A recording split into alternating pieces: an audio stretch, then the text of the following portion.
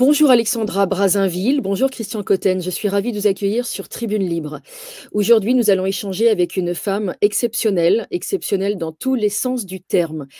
Alexandra Brazinville, vous avez beaucoup de choses à nous dire, notamment sur la famille Macron, mais avant toute chose, j'aurais aimé que vous présentiez votre parcours. Vous avez un destin hors norme, digne de celui des plus grands personnages de romans. Et puis, pas seulement, vous êtes une femme comblée, vous faites beaucoup de choses, vous êtes une femme mariée, vous êtes infirmière en soins palliatifs, etc. Je vais vous donner la parole puisqu'il n'y a personne qui pourra se présenter mieux que vous. Je vous remercie à tous les deux. Bonjour Stéphanie, bonjour Christian, c'est un plaisir de Bonjour. Donc, mon parcours a commencé le 25 mars 1964. J'ai été mis au monde par une jeune femme de 16 ans et 3 mois, ma mère biologique, qui était une jeune femme issue, je dirais, de ce qu'on appelle le droit de cuissage. C'est-à-dire elle avait été conçue par ma mère, qui était une roturière, une femme de service, qui travaillait dans un château, et mon grand-père était un aristocrate, un duc. Et vous savez qu'à cette époque-là, les enfants illégitimes n'avaient droit à rien, en tout cas, ils n'avaient pas de titre. Et donc, ma maman a été mise au monde très curieusement, parce qu'à cette époque-là, toutes ces femmes avaient recours à ce qu'on appelle les faiseuses d'anges, c'est-à-dire des avortements clandestins. Surtout quand c'était des filles. Enfin, on supposait que ça serait des filles. Et ma maman a quand même été mise au monde.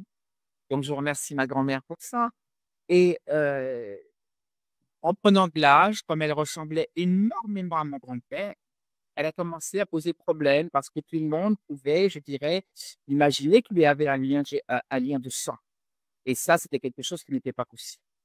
Et donc, on a demandé à ma grand-mère de la mettre dans un endroit où elle serait bien traitée, mais en tout cas qu'elle ne serait plus visible. Voilà. Et ma maman a été vendue par ma grand-mère, je suppose, de façon. Ma grand-mère ne savait pas qu'elle avait affaire à des rabatteurs, à la fameuse Fernande Drudet, c'est-à-dire Madame Claude, qui récupérait beaucoup de jeunes femmes mal nées, bâtardées, comme on disait à cette époque, pour en faire des colleurs de luxe. Ma mère avait donc 15 ans et 3 mois, je crois, elle était très, très jeune, pour commencer entre midi mai sa formation. Et elle est tombée très vite enceinte de ce que je suppose était un client, un magistrat lyonnais très connu qui travaillait au grand banditisme. Je ne peux pas dire le nom, bien évidemment, parce que j'ai un demi-frère. Et bah, il a décidé de me garder, bien sûr, ma petite maman. Et elle a été mise sur ferme où elle a pu mener une grossesse extrêmement difficile. Sans soin, elle a été inondée de distilbène, ce qui a été une des explications à ma différence plus tard, pour qu'elle ne fasse pas de fausse couche. Et elle est morte à la délivrance parce qu'elle a commencé à déclencher des tuberculoses, des pneumonies hémorragiques. C'est que moi-même, j'ai un terrain extrêmement important à surveiller au niveau des poumons. Et elle est morte 2 heures après m'avoir mis au lit. Ouais. Moi-même, je l'ai ensuite vendue parce que cette Fernande Grodin ne savait pas faire autre chose que de vendre le mère. A heureusement une famille merveilleuse de Lyon, du Beaujolais, grâce à l'intervention de mon père biologique qui avait été enfin mis au courant et qui a pu perturber toutes ces relations de magistrat à la préfecture pour que je bénéficie d'une adoption plénière. Mon problème à moi, c'est que je suis né de sexe indéterminé, c'est-à-dire avec une suspicion de pseudo-hermaphroditisme congénital primaire, c'est-à-dire une inversion chromosomique et la présence d'une sphère génitale totalement indéterminée avec des éléments des deux sexes qui s'autodétruisaient. Parce que, comme vous le savez, jusqu'à la 5e semaine de grossesse, tous les fœtus sont femelles. Et c'est à partir de ce moment que la testostérone, donc l'hormone dite mâle, va faire son apparition et décider, en tout cas, dire à l'organisme de la mère, ce sera soit le canal de Golgi pour le petit garçon, soit le canal du Muller. Et dans mon cas, la testostérone étant systématiquement détruit par le distilbène que prenait ma mère, et ben, elle n'a pas pu faire son travail. Et donc, les deux composantes se sont développées en s'auto-détruisant. Donc, je suis né avec un micropénis traversé par une urètre, placé à la place du clitoris, cavité vaginale présente mais obturée par les tissus, et puis tout cela dans une vue. J'avais un ovaire qui fonctionnait et une gonade de l'autre côté, une paix non fonctionnelle qui était ni un ovaire ni un testicule inguinal. Ça a été compliqué, très compliqué pour mes parents, parce que bien évidemment, on ne leur avait pas dit au moment de l'adoption. Mes parents m'ont adopté enfin, m'ont ramené à la maison pour l'adoption officielle en avril 65. Je suis resté 1 an chez une mère nourricière. Cette époque, il y avait des matrones, vous savez, qu'elles étaient des petits orphelins, des petits orphelins pour leur donner une chance dans la vie. Et donc, je suis resté en Haute-Savoie pendant 1 an. Et ensuite, je suis arrivé chez mes parents. Et là, le pédiatre m'a hospitalisé. Il a dit à mes parents qu'il y avait une suspicion d'hermaphrodite. Et que par conséquent, il fallait attendre la puberté, qui allait être l'élément, je veux dire, qui allait confirmer ou infirmer le désordre génétique. Par exemple, aujourd'hui, on dit l'inverse et c'est criminel. La puberté est très importante. Il faut laisser la nature faire ses choix et la nature faire ce qu'elle a à faire. Et laisser l'enfant ensuite aller jusqu'à la fin de sa croissance physiologique et psychologique, jusqu'à au moins 18 ans.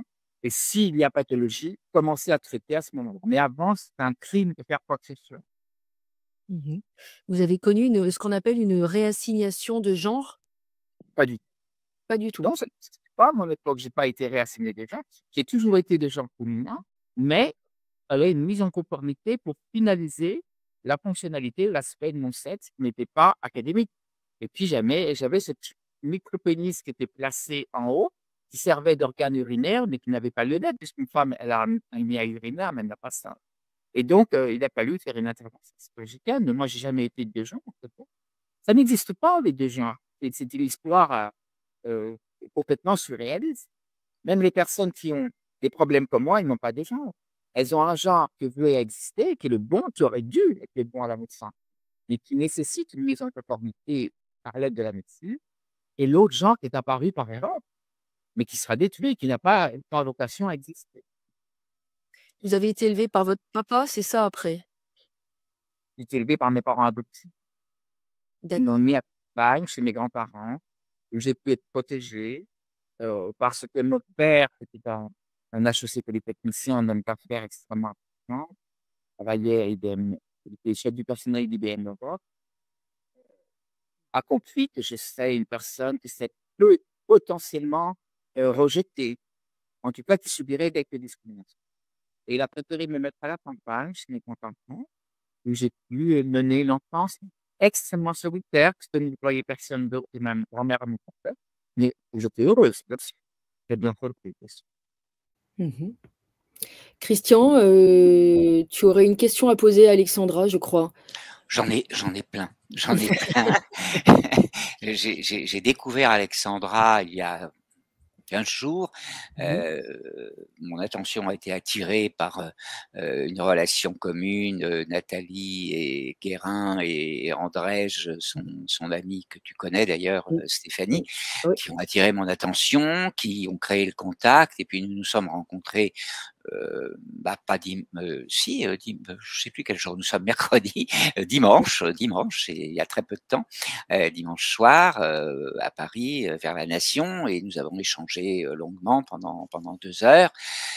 Alors évidemment, le point de départ de cet échange, c'est l'homme qui a eu son 80e anniversaire hier, que nous évoquions il y a quelques instants, et que j'ai ciblé ou que j'ai visé dans une plainte contre X que j'ai fait déposer devant le doyen des juges d'instruction du tribunal judiciaire de Paris le 13 décembre dernier, et qui depuis a connu une médiatisation relativement importante, puisque l'on estime très très raisonnablement qu'un peu plus de 5 millions de Français ont connaissance de l'existence de cette plainte.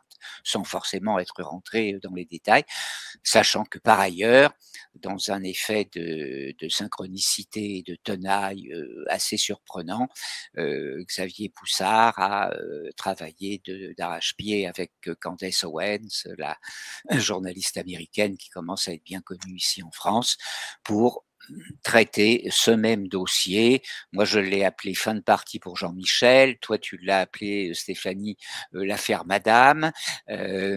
Candace Owens l'a appelé devenir Brigitte, je crois. C'est trois noms de la même affaire, bien sûr, autour de ce Jean-Michel dont on commence à savoir de plus en plus clairement, avec toutes les preuves nécessaires, on pourra y revenir si tu le souhaites, qu'il se cache sous l'identité de Brigitte, alors qu'il s'agit bien de Jean-Michel. La première question que je voulais poser à Alexandra Bazinville, je voulais la faire réagir sur l'acte de naissance de cet homme qui a eu 80 ans hier. Est-ce que tu pourrais, Stéphanie, nous montrer cet acte que je t'ai envoyé par WhatsApp? Ça va peut-être nous prendre une petite minute, le temps que tu le trouves, mais c'est pas très grave. Je voudrais qu'on le regarde. Oui, voilà, parfait. Voilà. Donc, alors ça, c'est un extrait d'acte de naissance qui a été fourni par la mairie d'Amiens le 13 janvier 2022.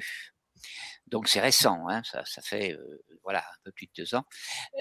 Alors ce qui est assez intéressant, c'est de voir que alors on a sa date de naissance, 1953, 13 avril, etc. à Amiens, de sexe féminin, avec une mention marginale, le mariage avec Emmanuel Jean-Michel Frédéric Macron. C'est amusant, tiens, Jean-Michel Macron. Bon, deuxième prénom. Alors ce qui est assez surprenant, c'est que c'est son premier mariage. Il n'y a pas d'autre, alors que dans l'histoire officielle, je crois qu'il y a eu un autre mariage avant Macron, non Stéphanie, détrompe-moi. Il était question de 2 mariages, effectivement. Et pourquoi donc l'extrait d'acte de naissance ne comporte pas dans les mentions marginales le premier mariage, puis le divorce? C'est bizarre, ça. Bon, c'est juste une observation. J'en tire pas de conclusion. Alexandra, je me permets de rebondir, Christian, parce que ce n'est pas un acte de naissance intégral. Ça, c'est un acte de naissance simple. Où apparaît juste la date et le nom de la personne. Je ne suis même pas sûre qu'il y a le lieu. Si, Amiens. Voilà, donc c'est un acte simple. L'acte intégral, c'est pas comme ça du tout. Vous avez une barre avec toutes les mentions marginales. Oui, on est d'accord, Mais c'est quand même surprenant que dans l'extrait, on n'ait que la dernière mention marginale. Mais bon, regardons maintenant l'autre. Il est là, exactement. Voilà, alors, bon, là, c'est un petit peu plus difficile à lire, mais là, on a bien une mention marginale et on a quelque chose qui n'est pas, qui ressemble un peu plus à une photocopie de l'acte de naissance lui-même. Moi, j'ai eu l'occasion de tout autre dossier de consulter quantité d'actes de naissance trafiqués par une mairie que je ne nommerai pas ici, c'est un tout autre dossier. Et là, ça commence à ressembler déjà beaucoup plus. Jean-Michel Henri Trogneux, dont on sait qu'il se serait marié et aurait divorcé de Véronique Dreux. Et là, les choses sont bien indiquées. Mais j'ai pas de mention de changement de sexe là. Alexandra, qu'est-ce que vous pensez de ça? Parce que vous m'avez raconté des choses que j'ai trouvées très intéressantes à propos de ce qui doit être indiqué dans un acte de naissance lorsque quelqu'un passe d'un sexe à l'autre. Alors, si c'est une personne qui est comme moi, qui a eu ce qu'on appelle une mise en conformité génitale, dans mon cas, quand une personne est mise en conformité génitale ou, comme vous dites, vous change de sexe, bien qu'on ne change pas de sexe, ça n'existe pas. Ce n'est pas le propos médical. Il y a un acte de naissance intégral où sont conservées dans les mentions marginales la date de l'opération définitive, la date de la décision de l'État français via le tribunal des grandes instances qui décide de mettre la personne en concordance avec sa nouvelle identité sexuelle. Et donc, elle ordonne aux institutions et aux administrations de modifier les prénoms qui deviennent dans mon cas féminin et la mention de sexe qui devient dans mon cas féminine. Alors, dans le cas d'une personne transgenre, c'est-à-dire une personne qui a demandé une modification de son état civil, mais qui n'a pas subi de changement de sexe, qui est toujours génitalement, biologiquement la même chose qu'avant. Donc, ça serait par exemple un homme, mais qui aurait une apparence et un comportement social de femme. Cette personne-là, depuis la loi Bachelot, de Roselyne Bachelot, je crois que c'est en 2016, peut obtenir, et c'est un scandale d'État, une mention sexe féminin tout en étant toujours de sexe masculin à l'état civil. Donc, dans les mentions marginales, sera à noter le changement du sexe féminin, du sexe masculin au sexe féminin après un réquisitoire du procureur de la République. Mais ne sera pas annotée opération parce qu'elle n'a pas eu lieu. Donc, ce que je veux dire, c'est que si une personne est dans ce cas-là, aujourd'hui, elle peut avoir recours à un changement d'état civil. Et vous pensez que c'est le cas en l'occurrence? Ah, moi, je pense rien, j'en sais rien. Moi, vous savez, je ne sais pas, je connais pas les tenants, les aboutissants, mais je ne sais pas tout ce que Mme Macron a eu comme parcours, ou c'est la a eu un, déjà, à la base. La seule chose que je peux dire, c'est qu'elle présente une apparence et elle a un comportement social qui est celui d'une femme, qu'elle est mariée de façon légitime au président de la République, de nuire ou en tout cas de tromper la République et le peuple français, puisque cette dame a un statut quand même très proche du président de la République.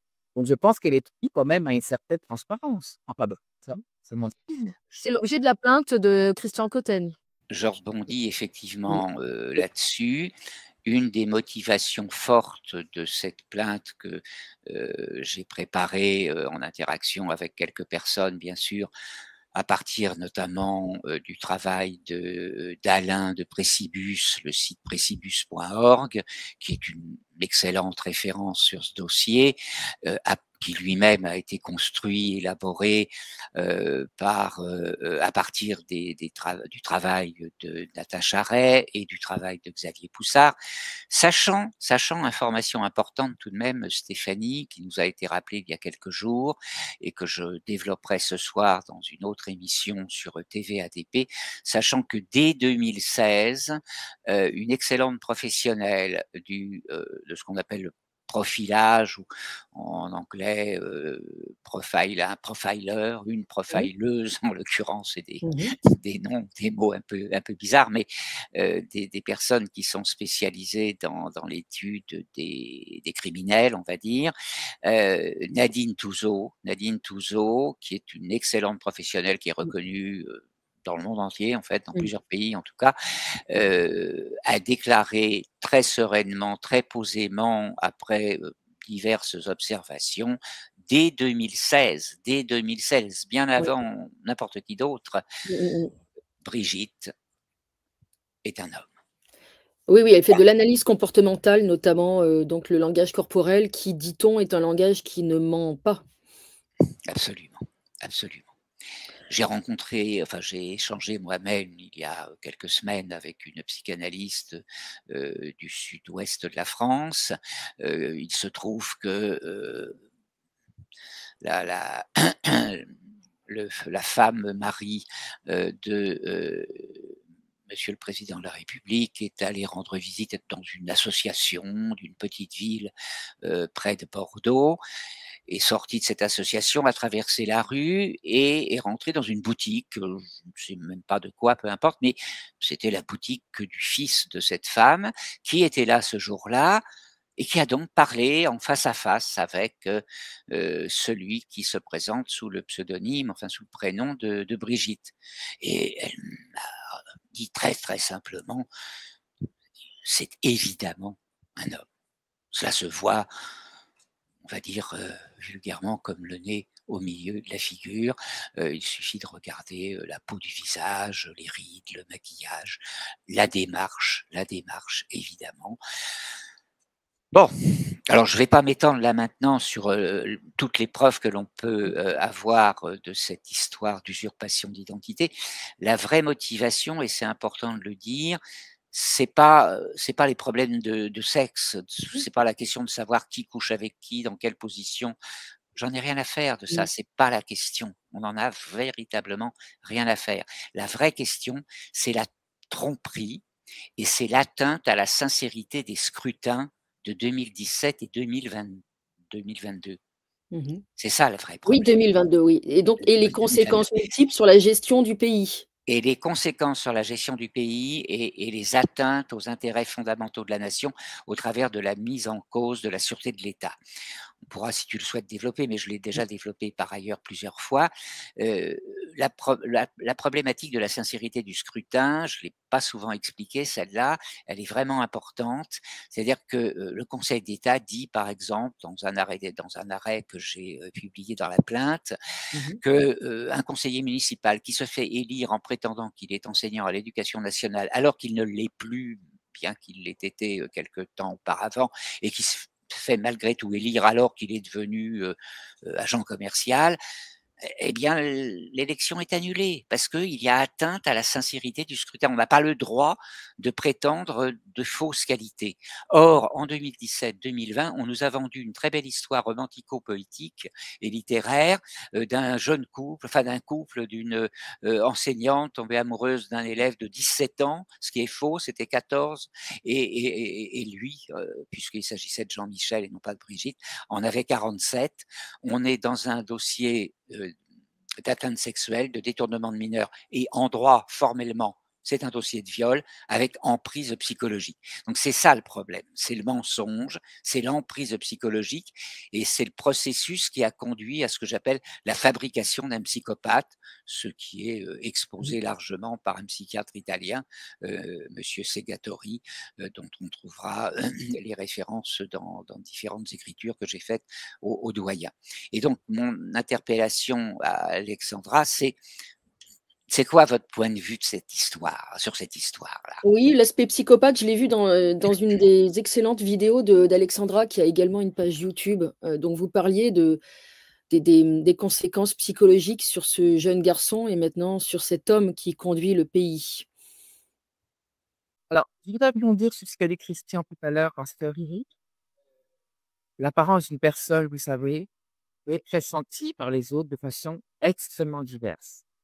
Et si l'on regarde les femmes biologiques, on part d'une femme fatale avec une sensualité féminine jusqu'à, je veux dire, une femme et Cro-Magnon, eux, ce sont fait mais ce sont qui? Donc, ce que je veux dire, c'est que c'est délicat de stigmatiser une personne sur un ressenti que les autres vont avoir. Moi, je me suis trouvé dans des endroits avec des amis à moi, des mères de famille, et ben les gens étaient persuadés qu'elles étaient des travestis. Et moi, non, pas du tout. Donc, vous voyez, faut faire très, très attention avec ça. La seule chose que je peux dire, c'est que Madame Macron n'est évidemment pas un symbole de féminité dans son comportement, et que comme elle utilise un vestimentaire extrêmement féminin, et ben évidemment, ça dénote et ça jure encore plus parce que elle ne maîtrise pas du tout ces paradoxes-là. Pour répondre à la question sur Emmanuel Macron. Emmanuel Macron, je suis extrêmement, je dirais, dubitatif sur son avenir après l'Élysée, parce qu'il montre tous les symptômes d'une personne qui est en train d'imploser psychologiquement.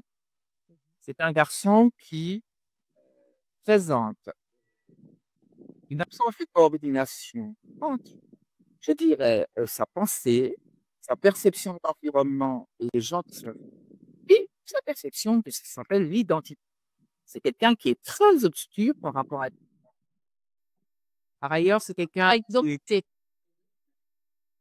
qui est émotionnellement, par moments, je dirais, presque amnésié. On a l'impression qu'il est vide, qu'il est hagard, en tout cas, qu'il est sous l'emprise.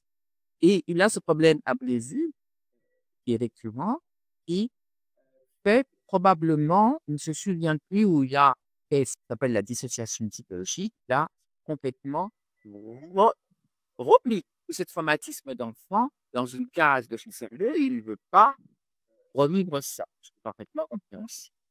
Et pour finir, au niveau de ses comportements, il est parfaitement capable de passer de comportements intempestifs, excessifs, ça hystérique, à une fébrilité massive et à une recherche de contact humain fusionnel pour être sécurisé, exactement comme un homme.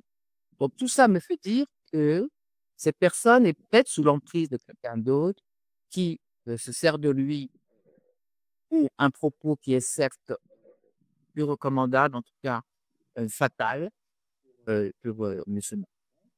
Et qu'il est lui-même dans une posture difficile au niveau psychiatrique, on appelle ça la suspension d'incrédulité. C'est-à-dire que c'est une personne crédulité. Oui. C'est-à-dire c'est un nom barbare. Par exemple, même, les psychiatres font très attention à ce que l'on ne sombre pas là-dedans parce que c'est une catastrophe.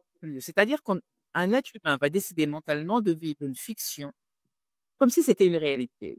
Pour tester la véracité du propos et pour s'imaginer ce que sera sa vie si cette fiction était véritablement réelle. Mais le problème, c'est que les gens finissent par sombrer dans un mensonge totalement obsessionnel, visant tirer de la jouissance, à s'auto-persuader qu'ils sont bien ce qu'ils prétendent être. Ils perdent toute cohérence dans leur comportement et toute lucidité dans leurs analyses. Et là, on peut se demander si M. Macron a toujours toutes ses facultés. Quand on voit dans quel état est mon beau pays et dans quel état de souffrance est le Français, lui qui est censé être le Mozart de la finance, l'élément espéré pour redresser la République, c'est une catastrophe, le résultat. Et quand vous le voyez intervenir dans diverses circonstances, que ce soit en Afrique, que ce soit à Mayotte, que ce soit je ne sais où, il est totalement incohérent. Il n'est pas capable de prendre la mesure de ce qui va en valider de lui. Les Français ont voté, les Français ont donné un avis. On dit nous souhaitons que la France soit gérée de telle ou telle façon, que ça prenne telle orientation. Non pas. Continue à vivre dans une fiction qui est la sienne, avec son regard, sans tenir compte du tout de ce qu'est la réalité de la République française et du poids. Christian, tu veux rajouter quelque chose? Après, j'aurai ma question à poser. J'ai un peu persécuté Alexandra. Ce qui m'a interpellé lorsque je l'ai découverte, c'est cette vidéo qui date d'une semaine, je crois, où elle raconte une histoire qui avait déjà été racontée 24 heures avant par Candace Owens. Après une recherche de Xavier Poussard autour d'une phrase de Victor Hugo, et ce que j'ai retenu parce que du coup ça m'a interpellé.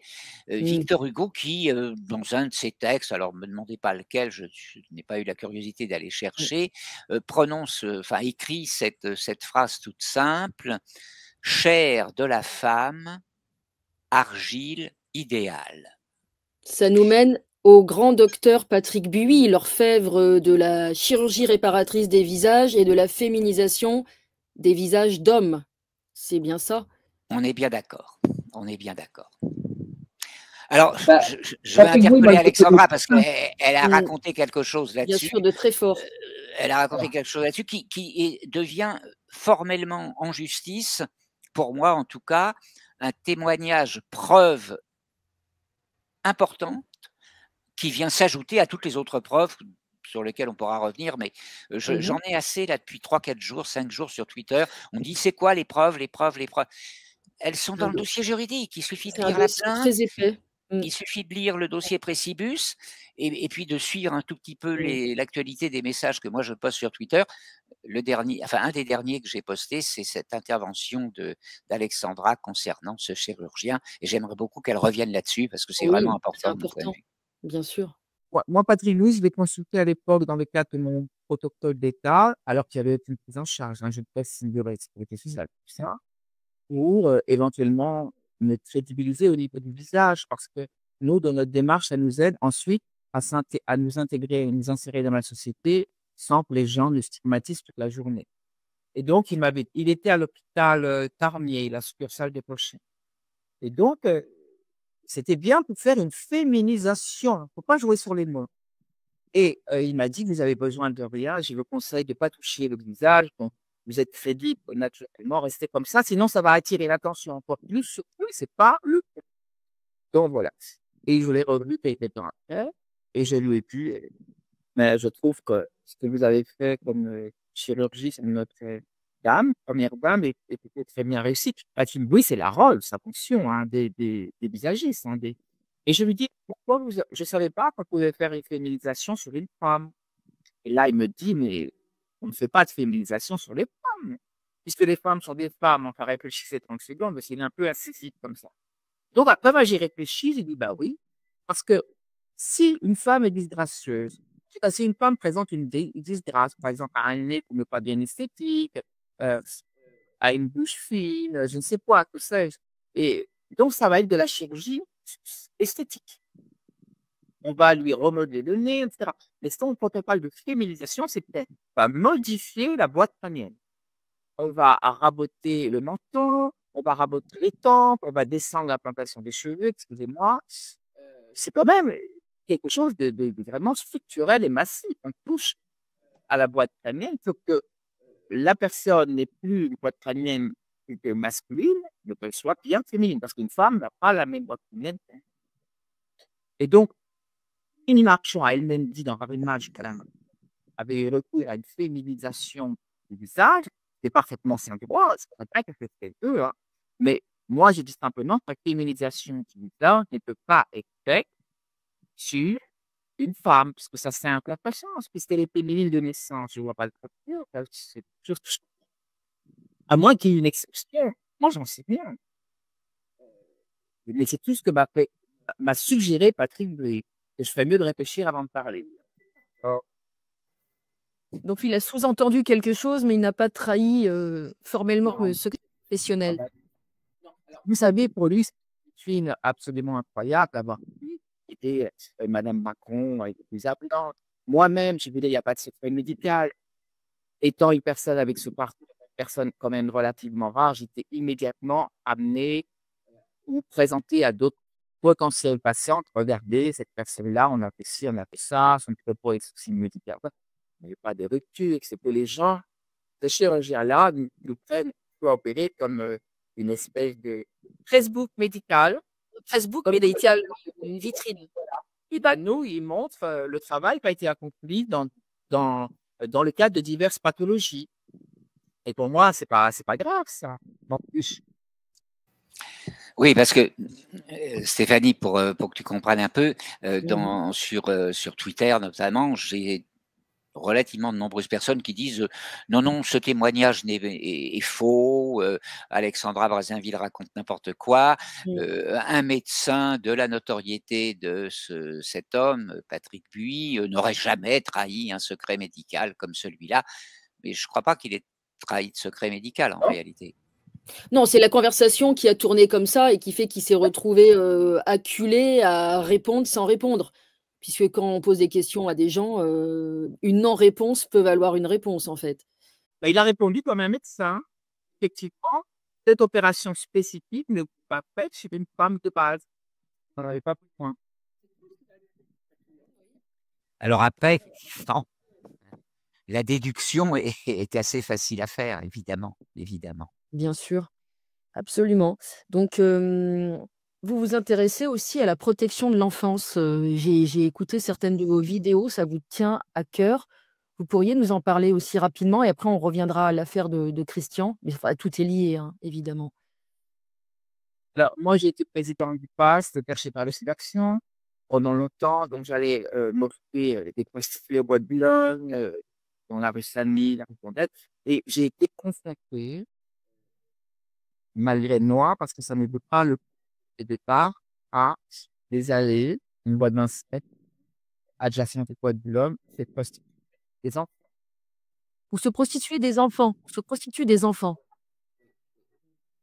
Issus de la précarité, pas de la misère. Alors, je n'aime pas dire que se prostituer des enfants. Il y a eu des enfants étaient prostitués, Oui. pas d'adultes. L'enfant n'a pas idée de faire ça. Et donc, ça a été un choc terrible pour moi. Et j'ai fait tout le possible avec l'aide extraordinaire des forces de l'ordre, je le répète, de la mondaine, de toutes sortes d'associations spécifiques et spécialisées dans l'enfance pour endiguer ce problème-là. Mais malheureusement, la pédophilie est quelque chose qui prend des protections, même déjà en Scotland, quand c'était dans les années 2005-2006, exclue partout, et beaucoup de pédophiles sont protégés par des instances gouvernementales et ce trafic d'enfants ne sont jamais punis. Est-ce que vous voulez que je vous dise? Donc, les forces de l'ordre doivent souvent elles-mêmes leurs investigations stoppées et leurs investigations annulées parce qu'ils s'approchent d'une personne connue au niveau politique et on leur dit non, non, on ne va pas plus loin, on laisse tomber l'affaire, s'il vous plaît. Donc, contradictoire de l'État. Et celui qui a été terrible, c'est François Mitterrand, qui a protégé toutes sortes de pédophiles jusqu'à aller chercher Jacques Lang en prison au Maroc, des viols perpétués sur des jeunes et à négocier avec le roi du Maroc pour le faire sortir de prison. Excusez-moi, tant qu'on jouera à ce petit jeu-là, on ne pourra pas protéger les enfants. Donc aujourd'hui, je continue avec Vincent Maglu. Je le faisais avec Capucha Mian, qui a été exécutée et torturée parce qu'elle s'apprêtait à révéler toutes sortes de renseignements explosifs qui accréditaient le fait que ce ministre de la Culture fournissait les enfants à toute une sphère politique via même des espèces de messes sataniques, enfin quelque chose d'infiniment sordide et glauque. Et elle a été éliminée. Et moi, on m'a demandé de rester tranquillement chez moi, sinon j'allais avoir quelques petits soucis. On est là avec ce que dit Alexandra, d'une certaine manière, au fin fond du cœur de la problématique du contrôle des politiques par la pédocriminalité. Candace Owen s'adressait dans son introduction et dans le premier numéro de sa série, je crois, un tableau de l'entourage pédocriminel autour du personnage dont on parlait tout à l'heure, des deux personnages de ce que j'appelle le couple maudit de psychopathes qui tentent de diriger ou font semblant de diriger le pays. Dans ce contexte-là, Candace a cité quantité de noms, Alexandra en cite un autre. La loi universelle du karma a ceci de terrifiant qu'elle finit toujours par s'appliquer un jour ou l'autre. Le personnage en question s'est retrouvé le cul par terre, place de l'Opéra, il y a quelques jours, je crois que c'était samedi dernier. Alors évidemment, les gens qui l'ont un peu poussé et qui l'ont traité publiquement de pédophiles ont eu droit à une garde à vue et certainement un fichage, mais bon, il s'est au minimum retrouvé le cul par terre, ce qui est relativement satisfaisant pour un certain nombre de personnes, parce que on est au cœur de ce que nous avons besoin d'éradiquer là maintenant. C'est-à-dire que ça fait des années, moi, que je parle de l'euthanasie de la Ve République, et j'ai pas fini d'en parler. Et une des raisons majeures pour lesquelles j'ai fait ce que j'ai fait au mois de décembre, et je remercie tous les gens qui ont compris cela et qui ont suivi et qui diffusent et qui font résonner cette plainte, une de mes motivations majeures, je crois que c'est autour de cette problématique-là de la pédocriminalité, parce que j'ai eu pendant 4 ans à mon domicile des enfants de l'affaire Doutreau que j'ai aidé à se remettre à peu près sur pied. L'affaire Doutreau a abouti à une conclusion, les enfants mentent. Les enfants mentent. Et on a libéré, acquitté toute une série de personnes qui auraient dû finir leur vie en prison. Et donc, je suis très sensible à cette cause-là, à la cause des enfants maltraités et sacrifiés dans un certain nombre de cas. J'ai aussi croisé sur ma route les enfants Charles et Diane Roche qui ont eu aussi un père impliqué dans ce genre de dossier et qui a fini suicidé, entre guillemets. On est au cœur de l'enfer politique, là. On est au cœur de l'enfer politique et moi, ma préoccupation, c'est de créer les schémas de rupture nécessaires pour un changement de régime politique. Et c'est pour ça que je m'adresse aux magistrats et que j'ai bien l'intention de leur demander les yeux dans les yeux quand et comment allez-vous assumer vos responsabilités de magistrat ayant fait un serment et ayant pour fonction de protéger la sécurité de la population. Même question que je pose aux militaires d'un autre côté. Voilà, alors Oui, je sais pas, le temps tourne, Stéphanie, je veux pas je voulais te... finir avec Madame Oui, voilà. Macron, maire. Bon, je voulais simplement dire, effectivement, toi, en tant que psychosociologue, ton idée, c'est d'essayer de soigner ce pays qui est malade, profondément malade de sa J'exerce mon pédocriminalité. métier, j'exerce mon métier. Bah oui, en fait, c'est assez légitime.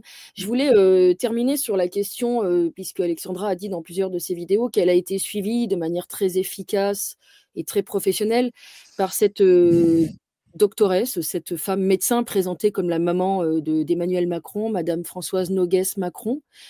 Est-ce que vous pouviez nous en dire 2 mots pour conclure? Ça s'est passé comment et qu'est-ce que ça peut apporter peut-être une pièce au dossier? Je ne sais pas.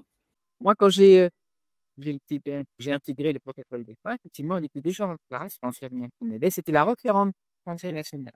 C'est-à-dire, c'était l'échelon le plus important qui faisait, si vous voulez, l'intermédiaire entre les patients, les docteurs, les patients aussi, et l'État. Et donc, elle a crédité les opérations. Parce que même moi qui étais dans le privé pour les régions de choix de chirurgien, je devais quand même demander à cette époque l'autorisation à la référente Conseil national pour subir une opération. Parce que les chirurgiens n'ont pas le droit de modifier, par exemple, une personne déclarée garçon pour en faire c'est un Il y a une minute où on a un travesti. c'est complètement illégal. On n'a pas le droit de mettre des seins à pression. Il fallait à cette époque-là que vous soyez déjà régularisé au niveau vaginal. Et après, on pouvait effectivement imaginer qu'on allait harmoniser le reste de votre vie. Et donc, Françoise Macron m'a suivi pendant presque 15 ans, voire 18. Et elle a été fantastique, un médecin très sec de son travail, extrêmement carré, rigoureuse. Il fallait que l'on respecte toutes les étapes du parcours, les nœuds blancs d'observation comportementale psychiatrique, excusez-moi. Si on avait besoin d'une castration chimique et d'une réharmonisation technologique, il fallait suivre donc ça pendant 2 ans. Et après, il fallait aller, si c'était nécessaire et si les gens le supportaient, aux opérations. Mais elle n'a jamais dit aux gens de se faire opérer. C'était une hypothèse. Il faut tout faire pour ne pas aller aux opérations. Bien sûr, on peut très bien résoudre ces propos-là par de la médecine psychiatrique ou psychanalytique et grâce à les endocrinés-là, qui vont lui rétablir une harmonie hormonale. Excusez-moi, c'est souvent à la base, justement, du problème. Les garçons un peu féminins qui n'ont pas assez de testostérone, des filles qui en ont beaucoup trop, qui ont des surtismes, qui ont leur fonction même pas de menstruation à cause de cette testostérone qui leur détruit leur faculté de jeunes femmes. Donc tout ça, c'est remis en place par des condamnés. Ces gens-là ne vont jamais aux opérations. C'est vraiment un cas infime des gens comme moi. C'est fou. Même pas 0,1% des cas. Et Madame Françoise Macron-Noguès a été quelqu'un d'extraordinaire pour moi. Et que toutes sortes de générations de patientes et de patientes. Les parents, c'est du drame pour les parents. Ils sont dans la tournante. Moi, elle était là pour recevoir, pour aider, pour conseiller. On avait accès aux meilleurs spécialistes. Si les gens, là aussi, il y a un non-sens. Moi, on m'a jamais pris en charge. J'ai eu le ticket modérateur de payer par la CEPI, la mutuelle des papas a payé le ticket modérateur x2, mais tout le dépassement d'honoraires était payé par mes parents. Il y a une enquête de revenus qui est faite avant. Si les parents ont quelques moyens, la sécurité sociale ne paye pas. C'est fait. Elle paye dans le cas des gens qui n'ont rien et qui nécessitent des soins. Ce qui est bien normal, je veux dire, hein. La sécurité sociale n'est pas là pour faire plaisir aux personnes qui ont vraiment là pour mieux les personnes nécessitées. Sauf, Alexandra, vous me contredirez si je dis des bêtises, mais ça a changé tout ça, puisque aujourd'hui, il semble que des adolescents qui veulent se transformer peuvent être accompagnés avec les opérations financées par la sécurité sociale, non? Je me trompe? C'est ce qu'on raconte. C'est ce que raconte, c'est ce que j'entends sur les réseaux sociaux. Mais je suis pas là à y croire, j'en sais rien. Je ne peux pas dire que c'est vrai ou pas vrai, je n'en sais. À vrai dire, Faudrait mener l'enquête. je connais aucune personne qui là a été prise en charge. Et je pense que bien évidemment, on va plus vite. Et comment dire, modifier une jeune femme de 14-15 ans, c'est alors qu'elle n'a à la base, je répète, aucune pathologie de naissance. Elle est née avec toutes ses fonctionnalités. Elle a juste un problème dans la tête, l'identité, qui lui fait penser que bah, peut-être bah, c'est mieux, par exemple, en garçon, c'est plus facile pour elle. Mais ces gens-là, de toute façon, ne peuvent pas aller aux opérations finales, ça ne marche pas. Contrairement à nous, dans notre sens où on a un semblant de normalité, parce que ça reste de l'artificiel, dans l'autre sens, ça ne fonctionne pas du tout. C'est horrible, comme je le dis. Donc, depuis ça, on casse avec les injections massives de testostérone, ça rend les jeunes femmes stériles, handicapées à vie, et avec, je dirais, un aspect extérieur virilisant, pleine de poils, des boutons partout, de l'acné, c'est horrible. Euh, je pense que ça mieux que ces personnes-là réfléchissent un peu plus, au moins jusqu'à leur majorité, et, et comment dire, ils ne sacrifient pas leurs arguments qui peuvent jouer dans cette merveilleuse aventure qui est l'enfant. Alors, il faudra peut-être revenir un jour, Stéphanie, sur la problématique de l'éducation sexuelle des enfants, où on commence à leur dire, t'es jeune, si vous avez envie de changer de sexe, bah, finalement, c'est pas très compliqué. À partir de 16 ans, vous pourrez le faire, même si vos parents ne sont pas d'accord.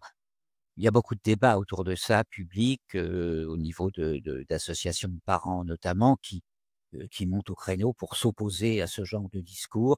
Alors, on va pas développer ça là maintenant, mais ça a un rapport avec l'histoire de cet homme qui se fait passer pour une femme au plus haut niveau de l'État. Parce que on voit bien que depuis quelques années, on a une espèce de rouleau compresseur de discours, de promotion du changement de sexe.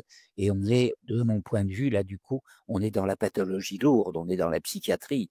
On n'est pas du tout dans la liberté, dans le progrès. Il y a des gens qui tiennent des discours. Ah oui, la France est progressiste, on reconnaît la possibilité de changer de sexe et de mutiler, que ce soit les jeunes femmes, soit les jeunes hommes, en bas ou en haut, pour les aider à se sentir mieux dans leur peau. On est dans l'arnaque psychologique, intellectuelle totale, puisqu'il est parfaitement normal, sain et un signe de très bonne santé qu'un adolescent se pose la question de: «Est-ce que je suis un garçon? Est-ce que je suis une fille? Qu'est-ce qui se passe en étant fille? Qu'est-ce qui se passe en étant garçon?»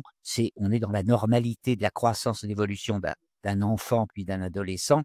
Et là, on est en train, d'organiser, socialement, politiquement, heu, des opérations qui sont des opérations de mutilation. On est dans la barbarie médicale et mais bon, c'est un peu un autre sujet et en même temps, c'est un sujet qui est terriblement lié au fait qu'en haut de l'État, nous vivons dans le mensonge et la France vit dans le mensonge. C'est des questions. J'ai envoyé une lettre importante à Elisabeth Borg qui veut, comme elle peut tout, et nous gens, Et on ne peut plus, pardon Alessandra, vous pouvez me le redire, on ne peut plus se servir de la théorie du genre parce que ça a été tellement discrédité à juste titre que là, elle voudrait faire entrer la notion d'intersexuation pour les enfants. Mais qu'est-ce qu'ils en ont à foutre? Excusez-moi, des intersexuels, ils ne peuvent pas comprendre. Tout ça pour accréditer le fait qu'il y aurait peut-être un troisième sexe. Mais pas du tout. Il n'y a pas de troisième sexe. Et même les personnes comme moi, ou les intersexués qui vivent avec une dualité contrainte et forcée par la nature, on n'a pas un troisième sexe. On va utiliser par moment le genre masculin parce que biologiquement, certaines choses vont fonctionner. Et par moment, on va utiliser le genre féminin parce que certaines choses d'autres vont fonctionner. Mais c'est jamais simultané. C'est l'un après l'autre. Mais on n'a pas de troisième sexe ni de troisième genre. Arrêtez, Madame Borne, de déconner. Parce que là, vous êtes en train de mettre des générations d'enfants dans le mur. Vous comprenez ce que je veux dire? Et tout le monde s'engouffre derrière, les transgenres, le lobby, machin, truc chouette, alphabet, les pédophiles pour essayer de l'accréditer ça et avoir accès aux enfants. Depuis quand un enfant peut avoir un désir de consentement à 13 ans? Et vous plaisantez pas un peu, non? Déjà à 18 ans, c'est compliqué. Mais à 13 ans, comment voulez-vous qu'un enfant... Ah, si un enfant peut décider de son sexe à 13 ans, il peut décider de sa sexualité, eh ben voilà, on a légalisé la pédophilie, allons-y. Et bien évidemment, un des enjeux de tous ces discours, de cette idéologie complètement pathologique, c'est évidemment, et cela a commencé il y a déjà peut-être plus de 10 ans, 15 ans, 20 ans, un des enjeux, c'est la légalisation de la pédocriminalité en réalité. Donc on a encore un peu de travail, Stéphanie et Alexandra. Grand merci à toutes les deux. Un grand merci, Alexandra. On se retrouvera, oui, non, et là, la question. Bien sûr, je vais te laisser le mot de la fin si tu veux, Christian. Je vais juste dire un grand merci à Alexandra.